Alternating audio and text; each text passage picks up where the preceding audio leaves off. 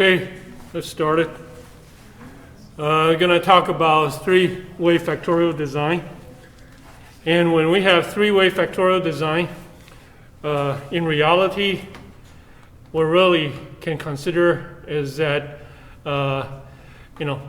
you have two-way factorial design linked together. So in other words, is that if I'm using high, medium, low, as x3, x2, x1, then you know that from x1 to x2, there is a jump if it's a positive effect. x2 to x3, there is a jump, there is a positive effect. So now x1 and x2 to x2 to x3, there are two velocity, right? It's the x2 minus x1 and x3 minus x2. So you can consider this. Okay?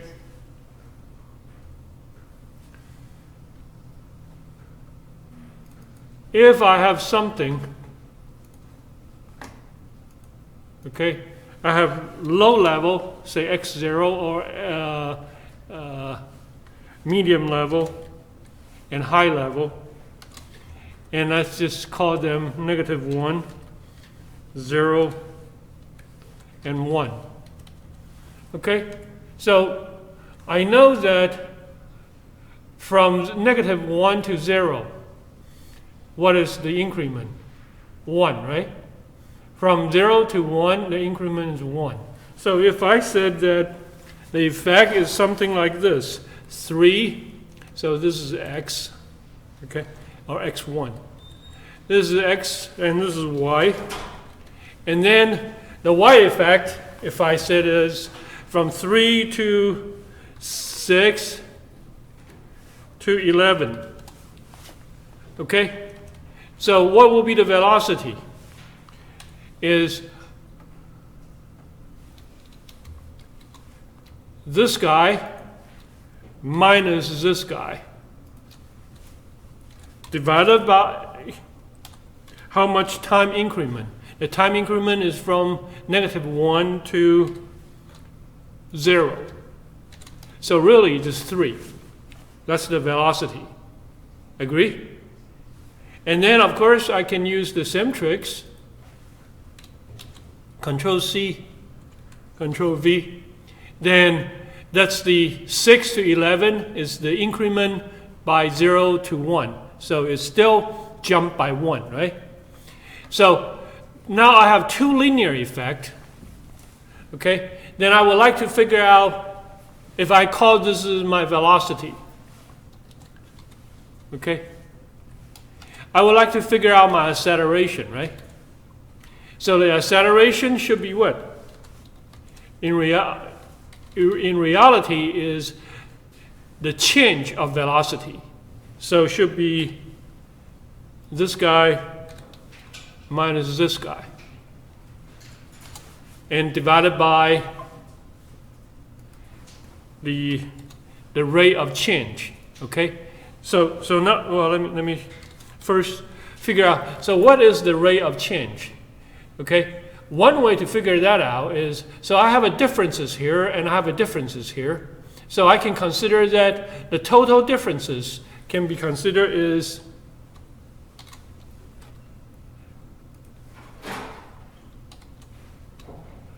beginning plus the end minus 2 times the middle part. That'll give me exactly the 2.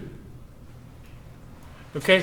But conceptually, they are saying what? Well, people pay attention here, okay? Here I'm talking about, what is acceleration? It's the rate of change of velocity, right? So the rate of change of the velocity in reality can be considered as what? Okay, if the beginning, well, watch here. If the beginning minus the end, plus the end, minus 2 in the middle, okay? low, high, minus 2 in the middle. If the 2 in the middle is exactly the average of the beginning and the end, then what will be the acceleration? Nothing, right? Well, here, let me try it. Okay, so 11, we'll put it this way, 3 plus 11. 3 at the beginning, 11 at the end. So what's the average should be in between? 7. So let's see, if I put 7 in, what will happen to the acceleration? Let me put a 7 in, what will happen to the acceleration? Nada, right? And of course, if the middle I put 5,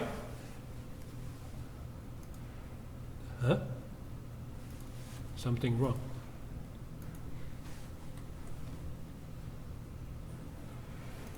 Oh, yeah.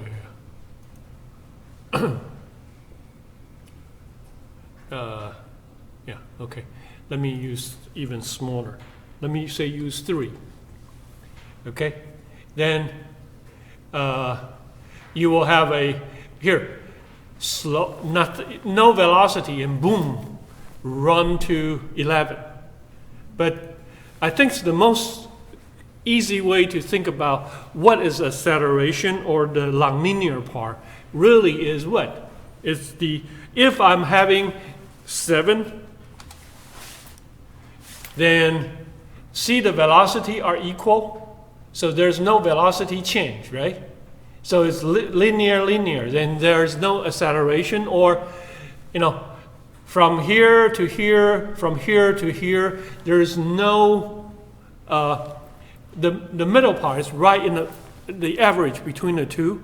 So if this is the case, okay, do I really need to investigate the acceleration? If there's no acceleration effect, no need. Follow me? Okay, so actually, I don't know how much physics you guys have.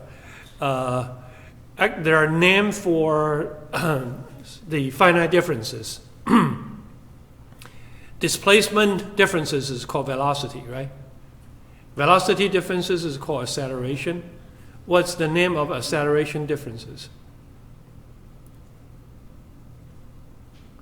It's called jerk, jerky movement, right? So why you get car sick? Accelerate, decelerate, accelerate, decelerate. Jerk, and then what's the name after that? Snap, pop, and crackle. Okay? Go Google after class. There are actually names for each one of them. And why this is important, for those of you like to do the supply chain management, they talk about supply chain, they always talk about what? Bullwhip effect, right? And what's bullwhip effect? It's the snap, okay? Okay. So here I'm talking about that in a less intuitive way. Linear effect is 2 minus 1, 3 minus 2, velocity, velocity. And then the linear effect become the 3 very high minus very low. Or in y, because the two cancel out each other. And then what is the quadratic effect? The quadratic effect really is the acceleration effect. It's the rate of change of velocity. And so it's 3, beginning minus the end, minus 2, beginning plus the end, 3 plus 2 minus 2 in the middle. Okay? And you can write it in a vector form, like this. Okay? Everybody on the same page? Okay? Looks simple, but you can get confused really quick. Okay, now what if I have 2 factor? Before, if I have 2 factor in a 2 by 2 fashion, is what? High, high, low, low, high, low, low, high. Now I still have the 4 corner, low, low, high, high, low, high, high, low. But I also have this cross. Those cross basically is what? Is if you have 0, 1, 2, 0, 1, 2, 0, 1, 2, you have 0, 1, 2, 0, 1, 2, 0, 1, 2. the combination will give you all those points. Okay?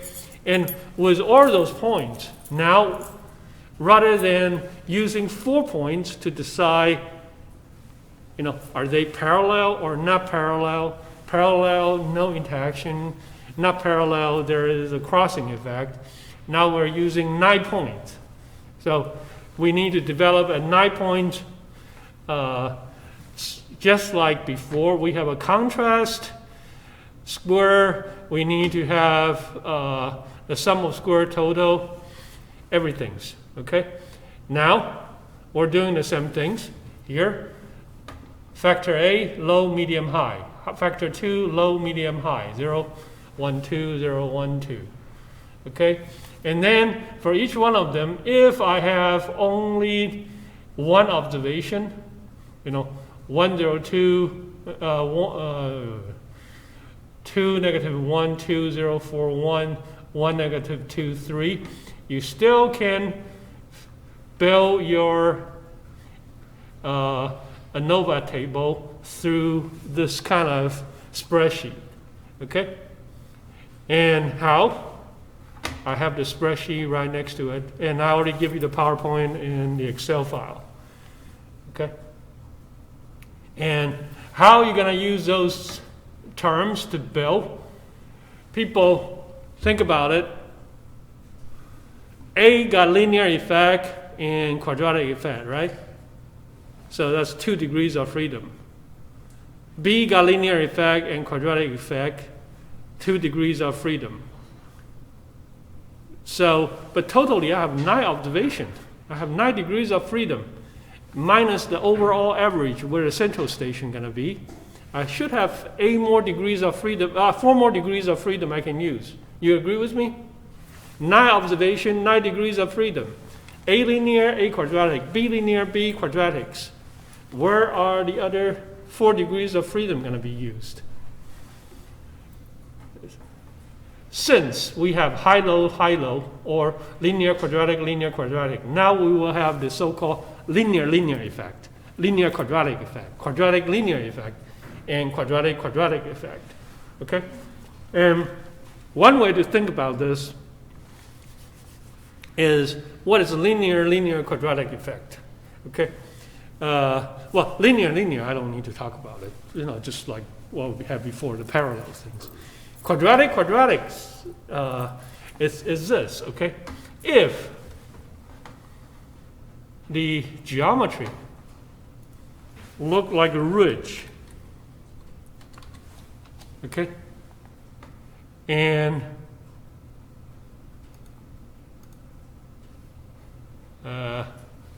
yeah, so it's kind of like, okay, I only have the roof line this way.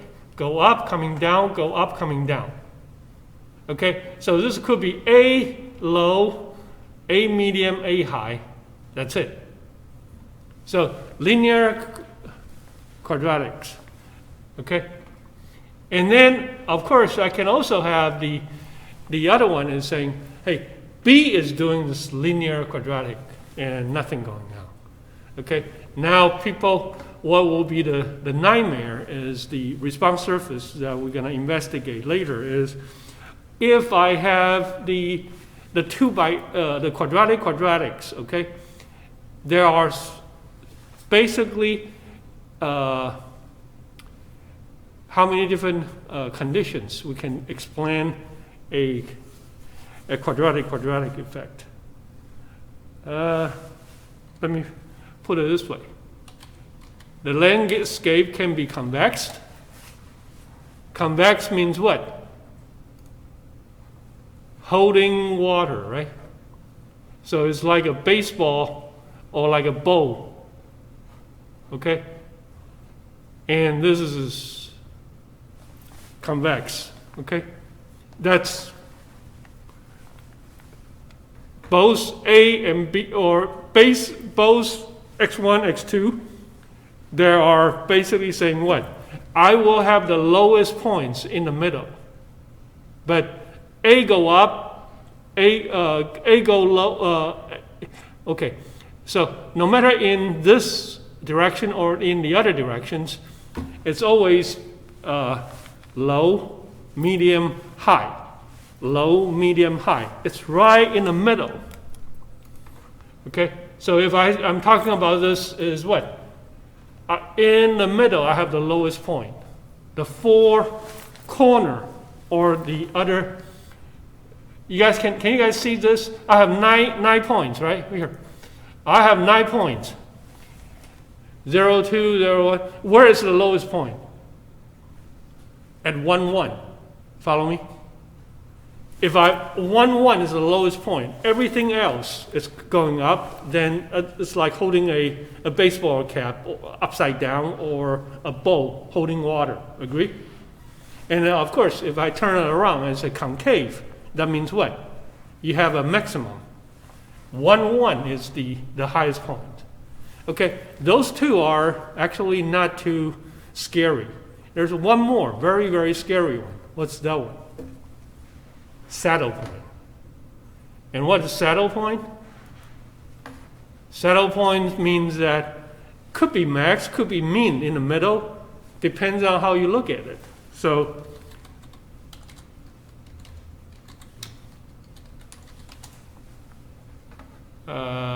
yeah, this is a saddle point. Look at the saddle point. If I'm going this directions, high, medium, low. The medium is the lowest point, right?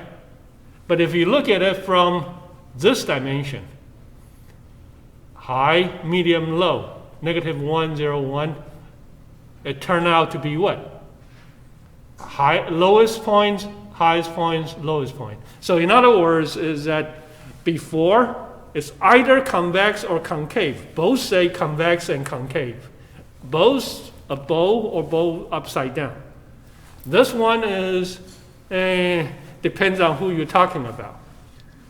Okay, and right now I'm just giving you the thinking process involved. So before I go any further, couple of things. Conceptually, you got it, right? Wiggle your finger if you said that I got stuck. We have velocity, and velocity change, which is acceleration for the quadratic effect and linear effect. Everybody agree with me? Everybody sees that jump and jump. If the jump and jump follow the same slope, linear. But if accelerate more, or accelerate less, then there's a nonlinear effect. Or decelerate more. Okay, basically the velocity is not a constant. If the velocity is a constant, then your quadratic effect disappears. Second, you have 9 data points, okay, or 9 category for computation, minus the overall average. Use 1 degree of freedom. You have 8 degrees of freedom. That 8 degrees of freedom, I can use that to represent linear, quadratic for A, linear, quadratic for B, and linear, quadratic, linear. So there are total 8 degrees of freedom.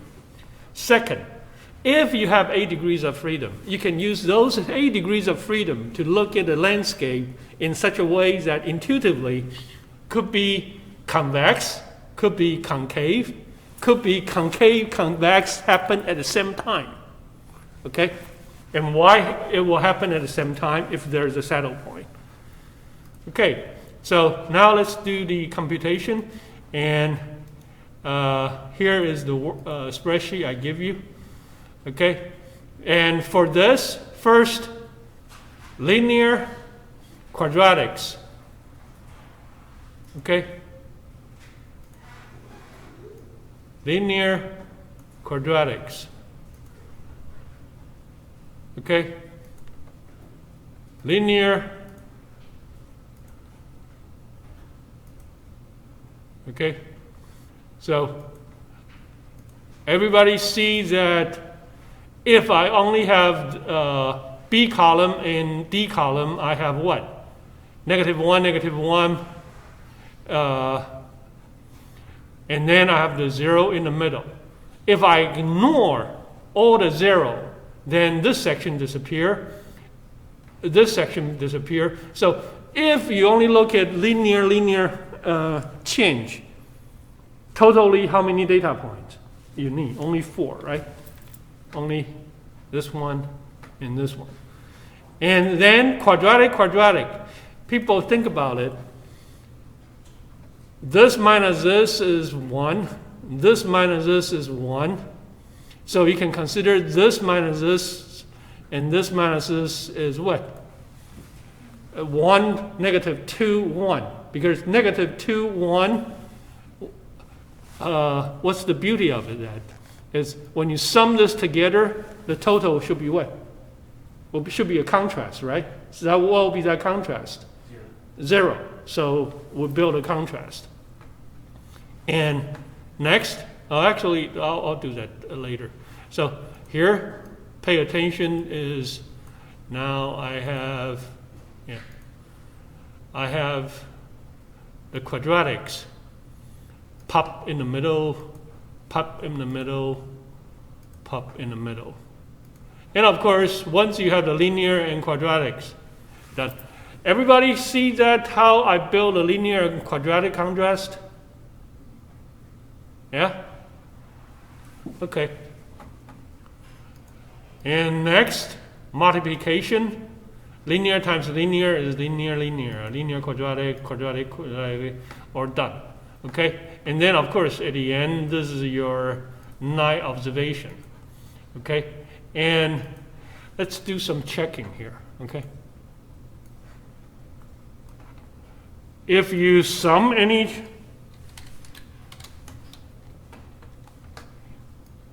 effect here is 0. People see that they are 0, so they are contrasts, right? Next is are they orthogonal contrasts? We should have 2 vector. The dot of the 2 vectors should be 0. So if I do a sum product, okay, I'm lazy. Just try a few. Okay.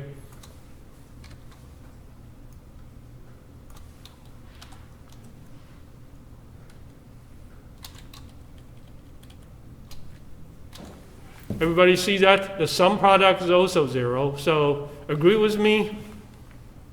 This is a contrast, also a orthogonal contrast. But this orthogonal contrast serves all the things I'm talking about. The velocity change, the linear, quadratic. And later on, okay, when we do response surface, we will play the tricks, build a cage, put the center points.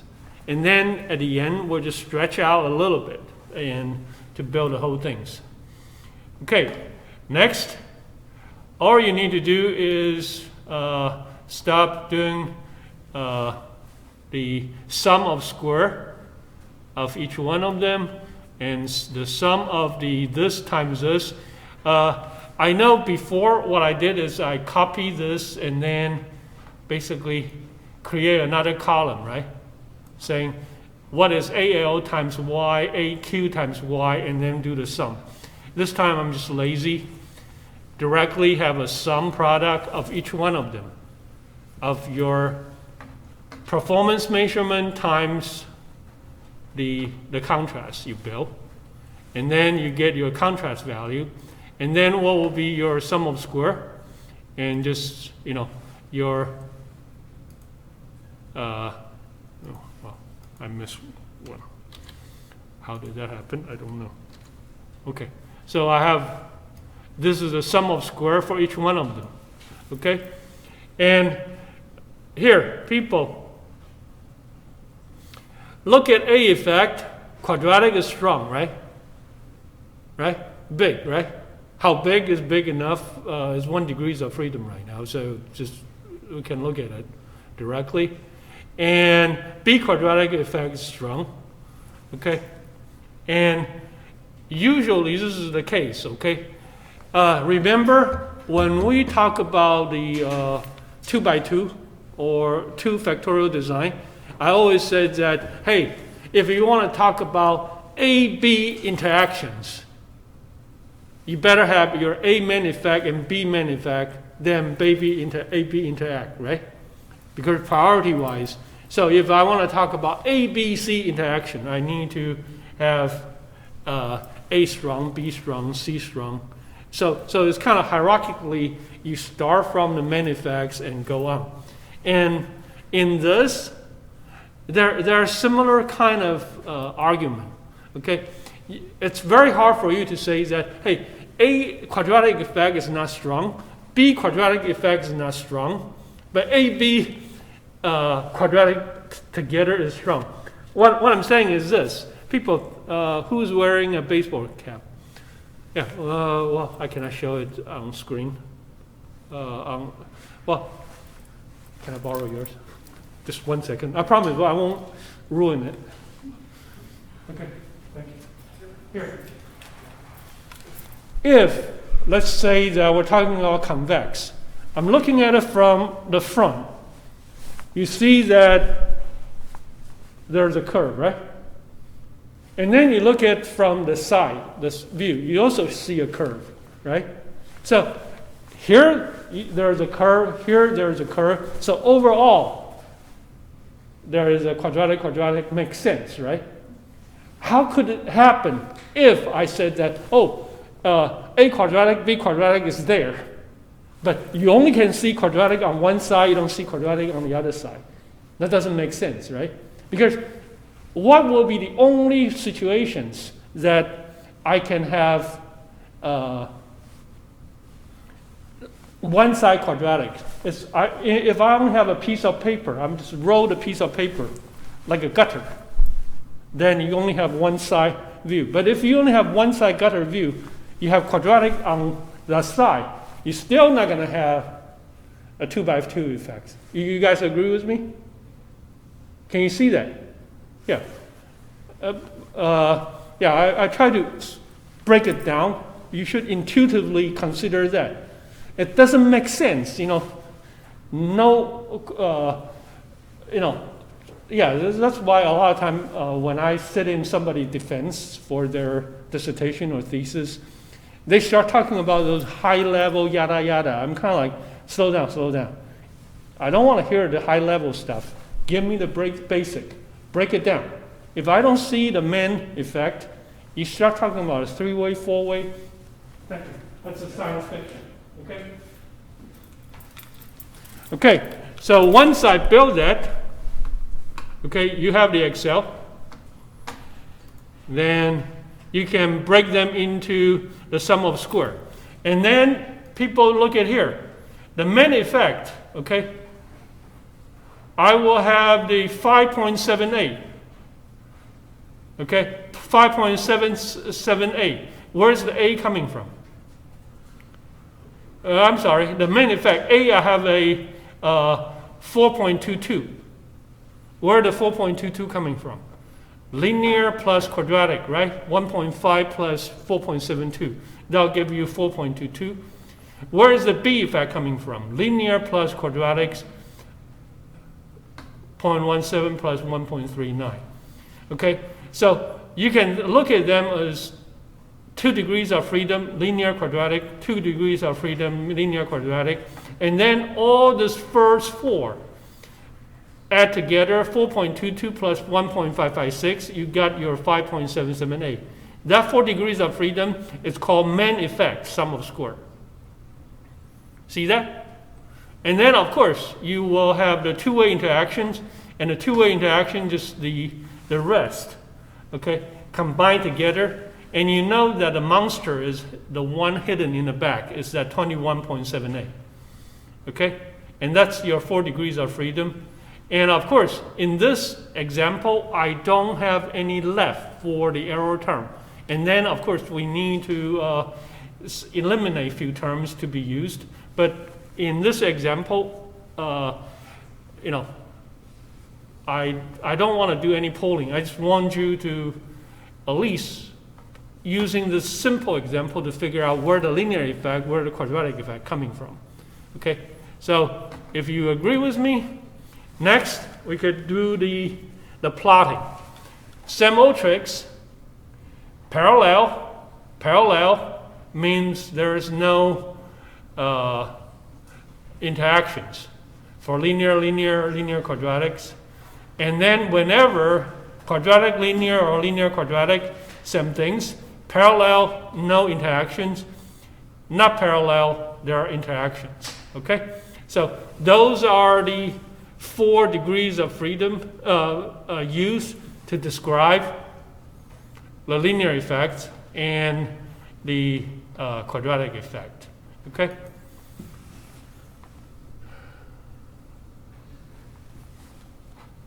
Next. Okay? Sometimes this is beyond the scope of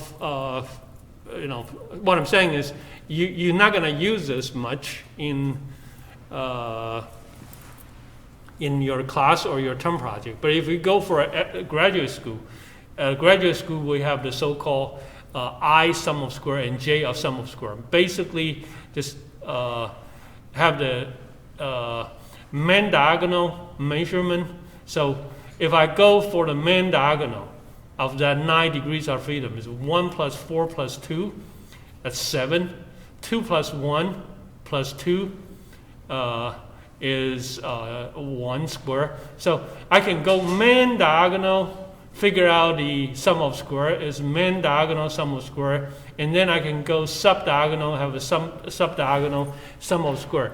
And if you combine the main diagonal and subdiagonal sum of square together, you still partition the total sum of square 23.11 of all the effects. 8 degrees of freedom we can have. Okay? And while we're doing this, that's beyond the scope of this class. Okay? But, if you go for grad school, for more advanced evaluations, we're going to do that. Okay, now we know that if I only have 9 observations, I don't have anything left for the error term. So what do? Add more observation. So I double my observation. Now I have 2 observations per cell. So for volume, I have low, medium, high. For time, I have short, medium, long. So totally, I have double. Okay, so what? I have 18 degrees of freedom minus 1, I have 17. 17 degrees of freedom, use it for linear, quadratic, use 8. I still have what? 17 minus 8, I still have 9 degrees of freedom left. So here is the way to do the computation. And again, I made up the Excel spreadsheet. Okay. And, what did I do?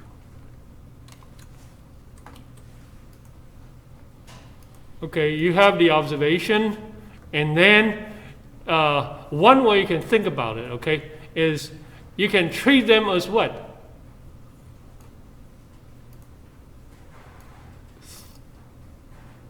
3 level, 3 subway station, short, medium, high, and then figure out their average and treat them like a factorial design. Not factorial design, like a simple experiment. 6 observation for 3 subway station, right? People agree? Can I treat the experiment this way? Short, medium, high, and short,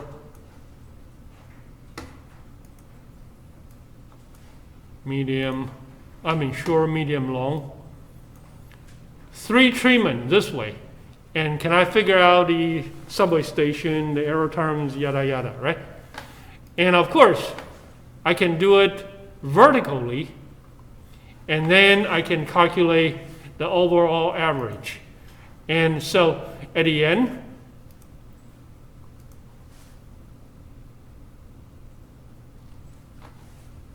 okay, I can treat it, what I'm trying to say is, I can go that way, I can go vertically, okay? So now I have the average of this cell, average of this cell, average of this cell, okay? And then for each one of them, I can go the total this way and figure out the average this way. So in other words, is that when I'm done, depends on you look at 6 degrees of freedom this way or 6 degrees of freedom for three subway station for short, medium, and long, or 3 subway station vertically, then you can figure out the total sum of square. Okay? And hold on 1 second.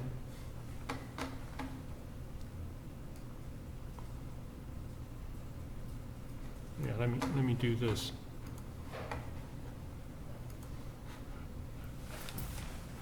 People show hands. If I don't do anything, okay? Can I treat this as 3 subway station, low, medium, high, and figure out the total sum of square and the error term this way, vertically? You can do that, agree? Can I treat them this way? 3 degrees of freedom, agree? Right? Then one more. Can I treat them as 9 subway station? Every subway station, how many commuters in that subway station? 2. And then you can figure out the total sum of squares that way, right? So at the end, okay, you can have the total sum of square, build it up based on that approach, and figure out the sum of square. And you can compare that old approach with this approach, okay? This is the one I just introduced, right? The contrast way. So now I do the same things. Linear,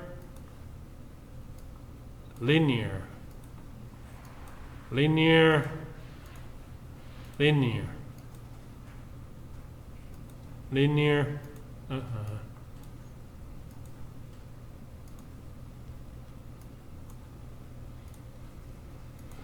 linear. And I don't even need to do this 2, because this 2 in the middle here is all 0, right? So I have my 4 corner, and then I have the one in the middle. And then I build my quadratics, and then I build my linear quadratic, this way. Okay? And this is the contrast approach. So at least, okay, you know that you can do this using the central station, subway station, figure out, partition the ANOVA table. You can use the contrast way to build a contrast, to build the ANOVA table. What is the way that we had before, and I'm not doing it here, the regression way, right? Yeah. And why? Because too much work. I have one. I can, if you guys want entertaining, I can show it to you, but I probably will use SAS to do the higher level one. But here I have my 16 observation. My 18 observation. Sum it up together, and then build your contrast, build your sum of square. Okay? And when you finish your sum of square, remember the main effect for A is the sum of linear plus quadratics, and all 4 build this, okay? And this will partition and get the sum of square, not using the central station approach, subway station approach, but using the contrast approach. And then finally, whatever you've done, you can have this table done, okay? I did not put this in for your homework, but if you have time, well, I also don't want to just keep asking for homework, but I would say that you already have the answer, okay? And you should be able to do the ANOVA table by 2 different approaches. And later on, if we have time, I'll show you how to do it using the regression approach. But otherwise, I'll just give you the SAS code, okay? Show hand. Everybody got SAS access now, right? Good. Yeah. Okay. So once you do that, okay, what will be the next one? Before is 2 by 2, 2 by 2 by 2, 2 by 2 by 2. Now we just need to do 3 by 3, 3 by 3 by 3 by 3. Okay? And technically speaking, can I do some 2 by 2, some 3 by 3? Can I have A effect is 2 level, high and low, B effect is high and low, but C effect is high, medium, low, medium, and high? Can I do that? When you think you'll run an experiment with some 2-way factorial combined with some 3-way factorial. Anybody? You?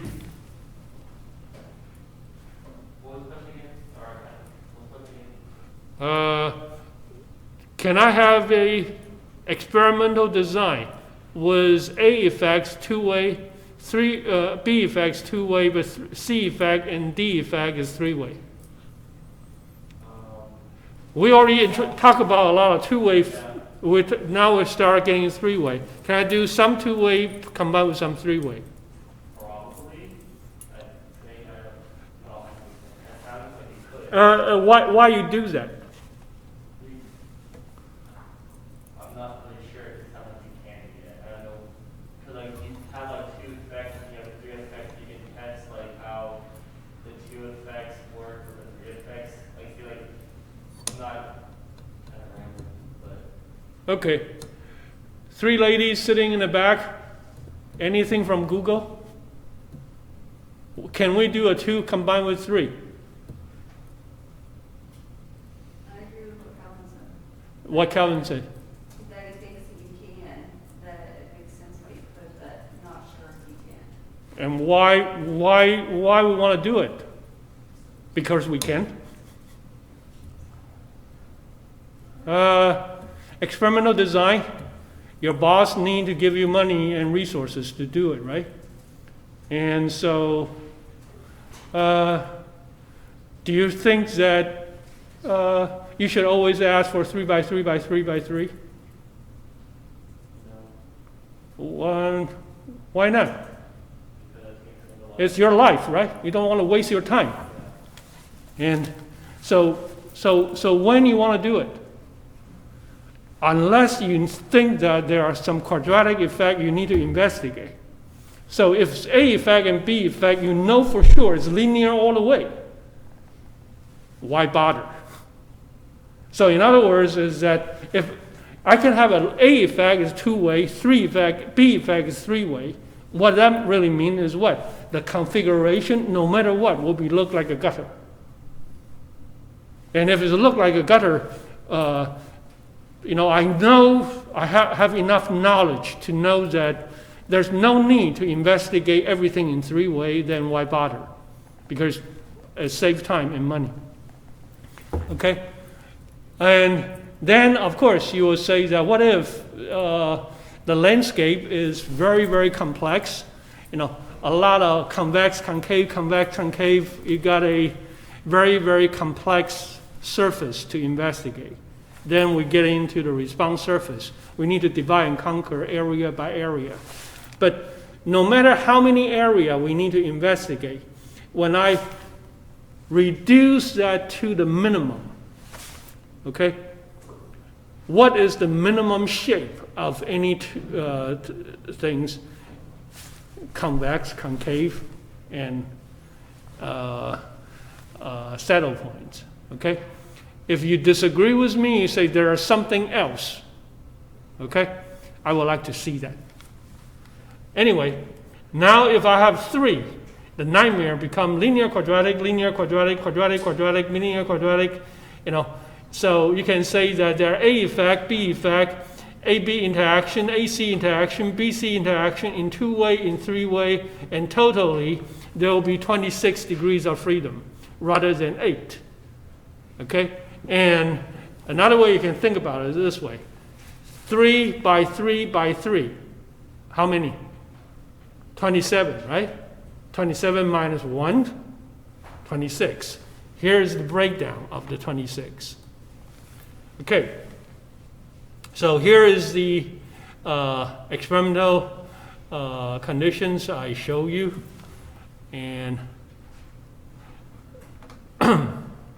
this time you need to do the same things and calculate a linear, quadratic, quadratics, and get everything's done this way.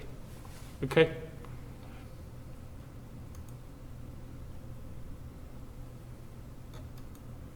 Okay. And the reason I did not give you a homework like this is it can be done if I give you the Excel. But guess what really the torture about? This detail. Step 1, step 2, step 3. You know, doesn't really, what I'm saying is that some of the torture we have before, it's important because I need you to visualize what is sum of square, what's the partition of sum of square. But once we reach this level of, you know, break it down more, 3 by 3 by 3, I'll say, you know, play with it, and then later on we rely on SAS to do the computation for us. Okay? However, okay, in the exam, okay, if I ask you something about 3-way factorial, probably it's more about why we're doing this. Less to do with the computation, because, you know, if you made a mistake in a computation and get panics, that doesn't do any good. But you need to understand why we're doing it. Okay? Here I'm just saying, oh, linear, quadratic, quadratic, quadratic. But in real life, that's a lot of computation. Okay. Now I finish everything for 2-way and 3-way. Now we're going to come back to some very, very simple stuff. Okay? The stuff that in our lecture 1 is called multiple comparison. And the things I would like you to put it down is, in the old days, my lecture note, I put multiple comparison right after the subway station analogy. But now I'm kind of like, well, we can do multiple comparison for single treatment, for blocking, for factorial design.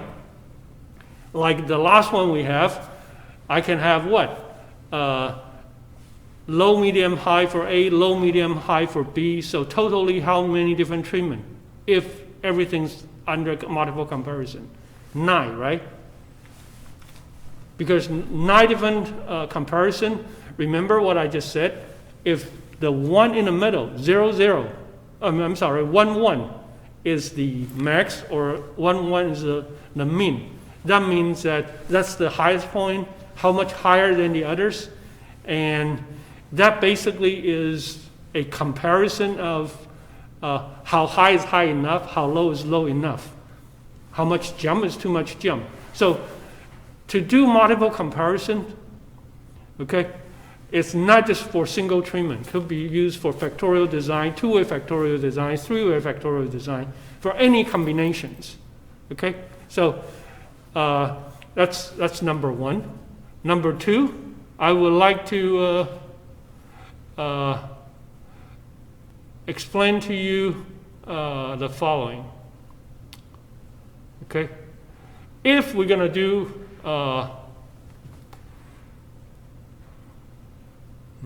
where is it?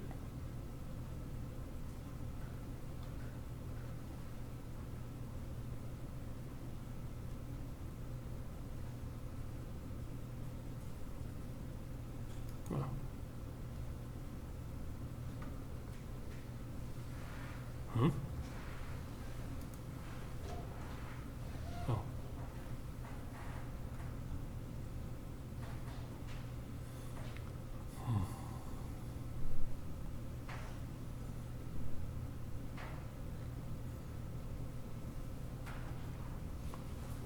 If we want to do multiple comparison, the most important thing is, hey, if I give you something and say which one is the biggest one, which one is the smallest one for comparison, put that down, okay?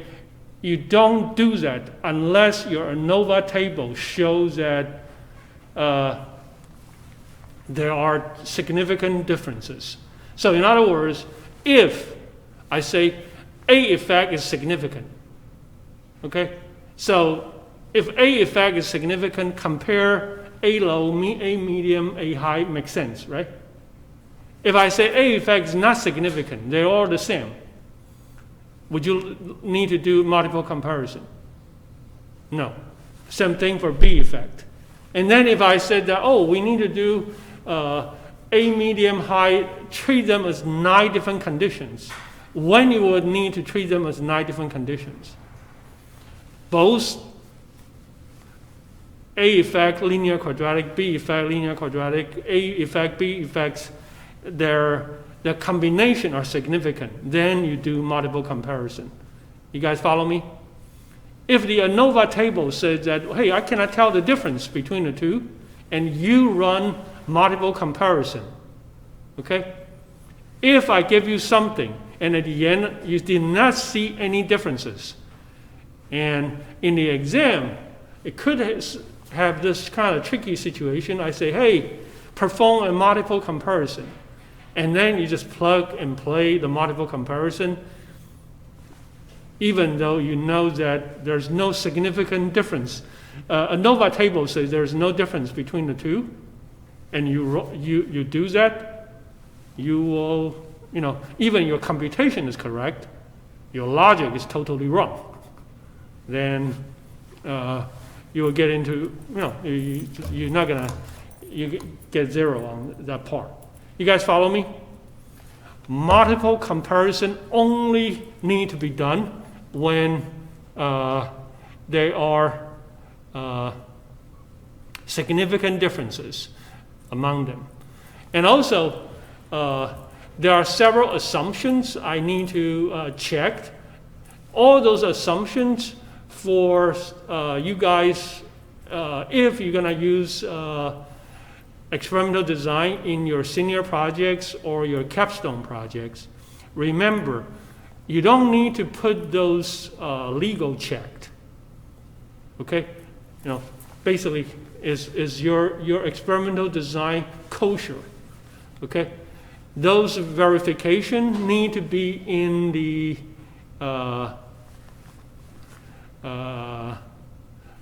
legal need to be in the appendix. So in other words, is that you only need to show that, hey, I have significance, my ANOVA is good, to do multiple comparison. But then when I said your ANOVA is good, how did you know your ANOVA is really good? Couple of things we need to check to say that your experiment run in a legal way. Okay, so before we call it a day. Let me ask you, what kind of legal test you think is important? What is the step one when we run a single experiment? Simple experiment. Remember, I have 4 observations. I have 16 value. Right? I have treatment 1 or treatment A, subway station A, subway station B, subway station C, subway station D, subway station C. What is the first step we do when we run that experiment? Randomize the order. Randomize the order. So here is the tricks, okay? So when we randomize the order, why we randomize the order? Remember the argument? Why we randomize the order? For fairness. For fairness. So in other words, is that why I should be the last one? Why should he or she be the first one? Right? And so when we do the rank, we have the number, right? So here is the situation, is that once you have the rank of each one of the observation, I can write down in your some books they call it run. Who is the first one and who is the second one? Okay, so the second one in the experiment. Okay, remember,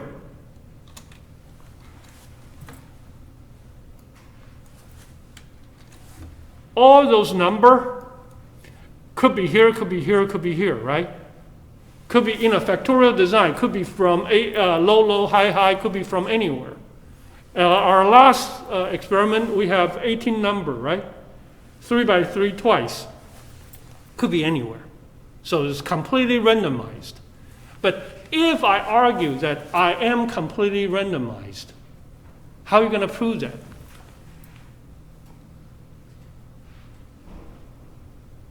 You know? So in other words, is that you run your experiment, you say, Dr. Xiang, Simon, I did it perfectly. I randomized the whole things. And I said, I don't believe you. I think you cooked your number. You cheated. How can you say that, well, here's a piece of evidence to say that I actually run these things in a legal way?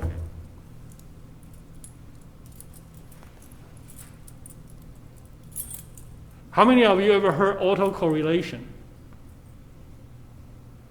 Yeah? What's autocorrelation? Autocorrelation means that, okay, how many of you ever read Mark Twain? Never? Okay, when you read Mark Twain said about history, what did he say about history?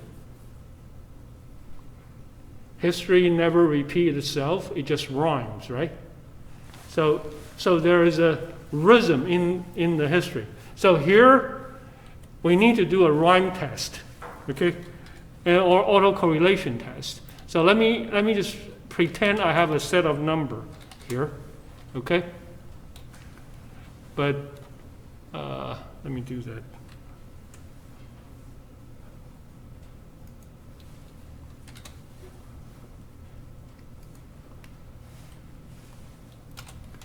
Okay, let me fake a sequence of observation here. Okay, and now I have the observation done. Say that's the sequence of my 25 observation. Okay, and based on this is run 1, run 2, run 3, run 4.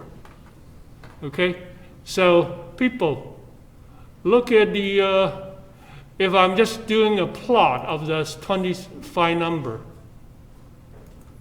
okay, do you think they're random or they're not random?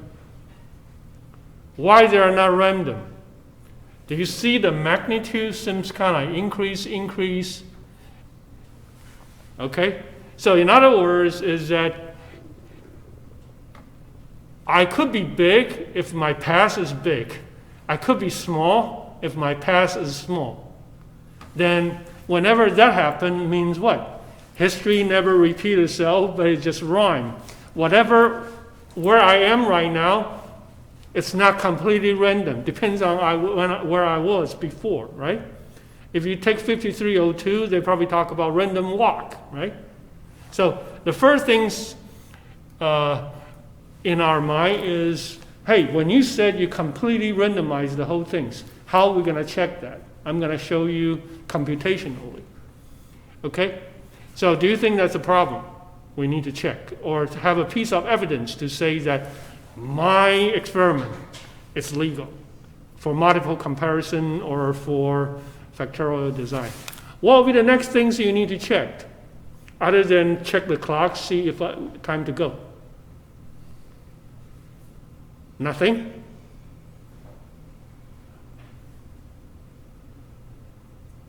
What else do you need to check?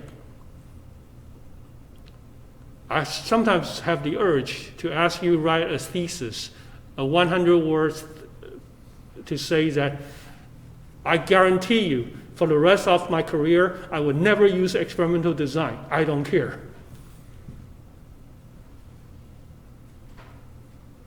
Okay. Anybody can tell me what else we need to check?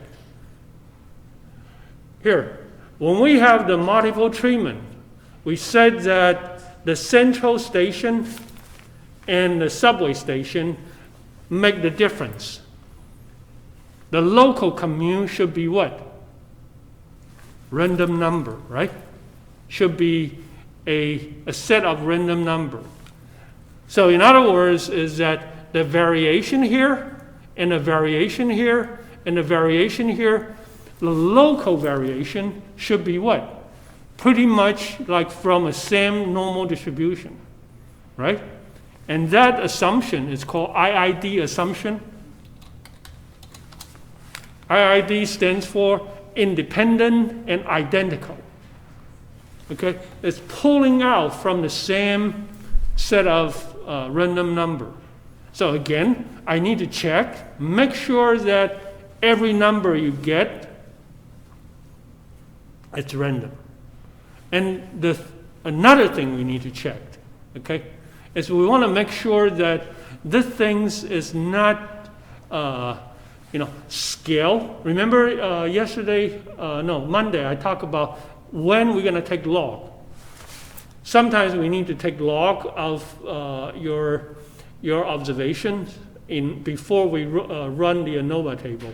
I said there are three things motivate us to use log. What are the three things? So one is if the data has an exponential trend. Exponential trend, so we need to linearize it. Second one? There was linearizing and there was standardized? That means what?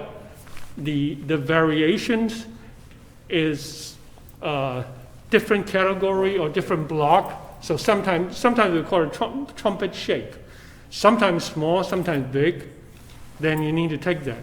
So we need to take care of that problem and check if the variations here. If I said that roughly speaking, in subway station A, the local commute, okay, mean is 0, the standard deviation is 2. People travel locally for 2 miles or 2 minutes.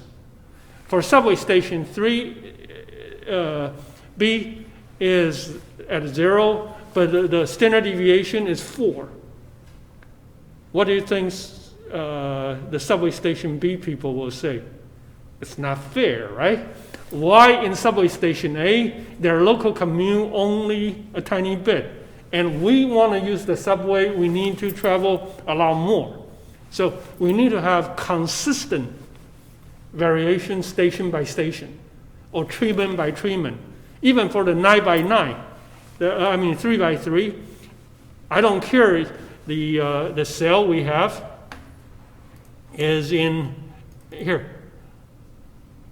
Back to this one. Okay? If, okay, I have 9 different conditions, right? So I can almost treat it like I have 9 subway stations. But if in subway station 2-1 or 2-2, man, people need to have a lot of local commute. But in some other subway station, hey, it's, one step right next to the subway station. Then that means that inconsistent, okay? Then we need to also consider that that's not legal. And if you insist you have to use it, then you probably need to take log or do something about your data point. So you need to linearize it, okay? And then finally, okay, remember I said you would need to take log, is that when you need to take log? When your observation, the increment, is proportional to your scale. D log x equal to dx over x. Whenever that happens, we need to do something about it.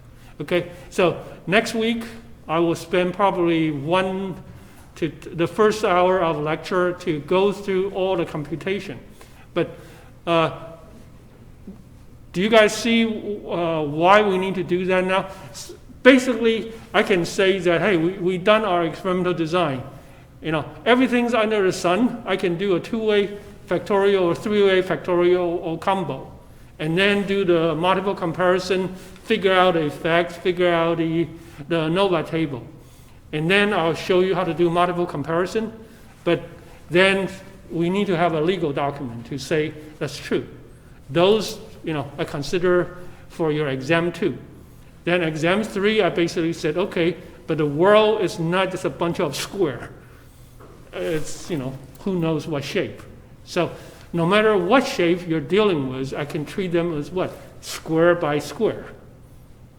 Okay? So after we've done everything for exam 2, I will say exam 3, response surface, you can consider it's square dance. How many of you ever been to ballroom dancing? Ballroom? International standard ballroom? Waltz, tango. Never heard? Okay. You can consider I have a palace, for square dance. So there are square by square. Okay? And then the ceiling could be convex, could be concave, could be a who knows what shape. Okay? There could be local optimum, so there are more than one minimum or more than one maximum. You guys follow me? Here, do I still have time? Got about 5 minutes. Okay, let me struggle a little bit. Okay, I'll show a local minimum. Okay, so yeah, I will use this. Okay, so there are local minimum, there are global minimum. So the ceiling, okay, got a very, very low point, but it's not so low point. So you can consider square dance as what? I'm doing this step by step, every step looking for the contrast, everything's figured out. Okay, should I move to the right, to the left? And once I move to the right, to the left, I get a little closer. Say I'm coming this way. And get smaller, smaller. I reach a minimum point. But then you want to know, am I reaching a local minimum or a global minimum? Say I'm looking for a real global minimum. Means the ceiling showing that there's something even better. The global minimum somewhere out there. So I need to square dance, not get trapped at the local minimum until I can get into the global minimum. So in order to do this means what? I'm doing a 2 by 2 by 2 with a center point or stretching point, kind of like the combo of 2 and 3, factorial design. Square dance, look at the ceiling, and I'm reaching a better point. Square dance, reaching a better point until I'm reaching the global minimum. And when you do that, are you doing what? A bunch of simple, small experimental design for factorial to figure out which way to go, right? Whenever you've done your previous experiment step by step, you have a lot of value to know which way getting smaller or getting big, right? Even, say you don't know which way is big, which way is small. I plug in all the number, you can always say that which one is the big one, which one is the small one, right? And find the optimum point, okay? So, exam 2 prepare us to do exam 3 for this one, okay? And after we've done that, I can say that, hey, give me any trouble under the sun, at least I have this approach to find the solutions. Okay, see you next time.